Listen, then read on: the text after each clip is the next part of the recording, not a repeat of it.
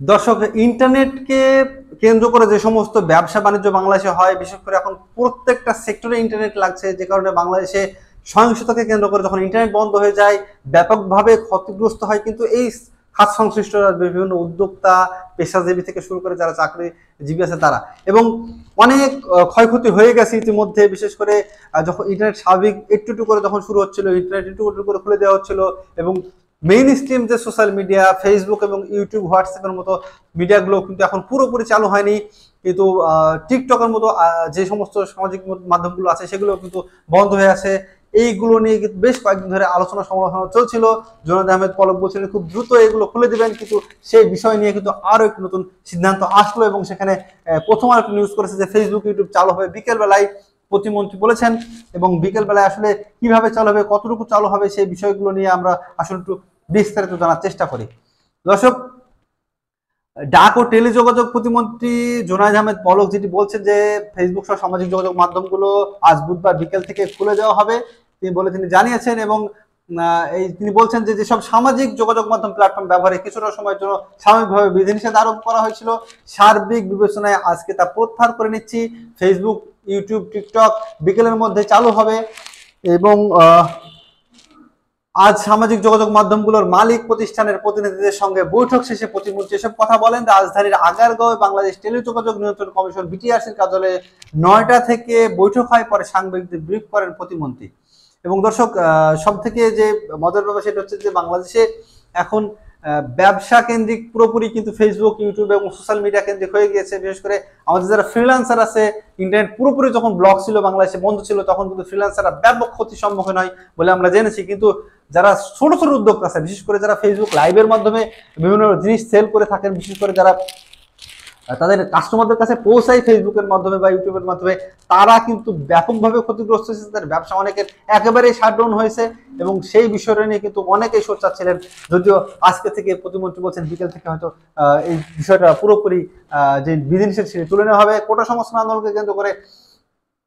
ও তার আগে যিনি বলছেন যে প্রতিমন্ত্রী জানান যে ইউটিউব ইমেইলে ব্যাখ্যা দিয়েছে, এবং ফেসবুকের প্রতিনিধি অনলাইনে সরকারের সঙ্গে বৈঠক করে উপস্থিত ছিলেন, এবং টিকটকের প্রতিনিধি সরাসরি সশরীরে এই বৈঠকে হাজির ছিলেন। এবং কোটা সংস্কার আন্দোলনকে কেন্দ্র করে সংঘর্ষ শুরু হয়।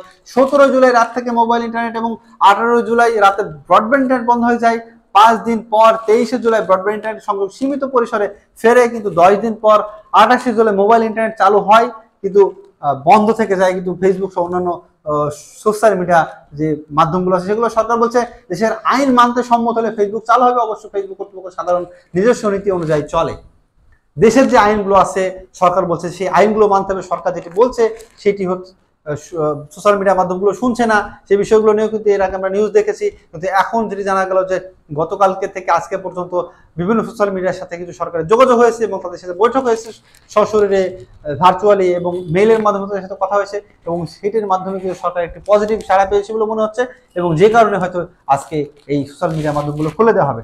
ডাক, টেলিযোগাযোগ ও তথ্য প্রযুক্তি প্রতিমন্ত্রী জুনায়েদ আহমেদ পলক এক প্রশ্নের জবাবে গত রোববার সাংবাদিকদের বলেছিলেন, সরকার অডিও বা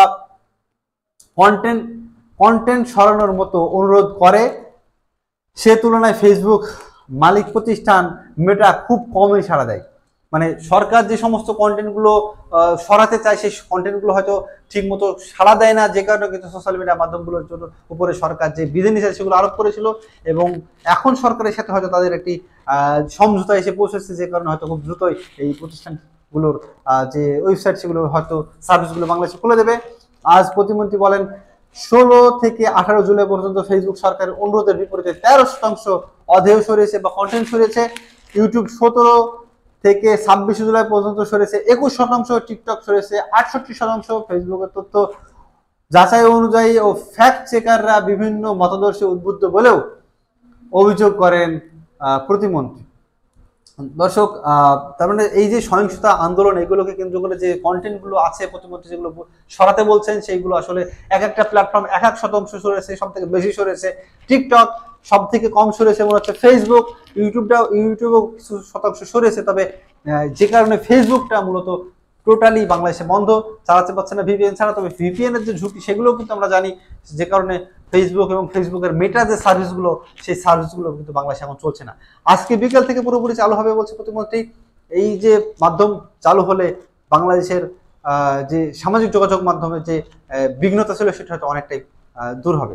ধন্যবাদ আমাদের সঙ্গে থাকার জন্য। পরবর্তী আপডেটে আপনাদের সামনে হাজির হব। আসসালামু আলাইকুম।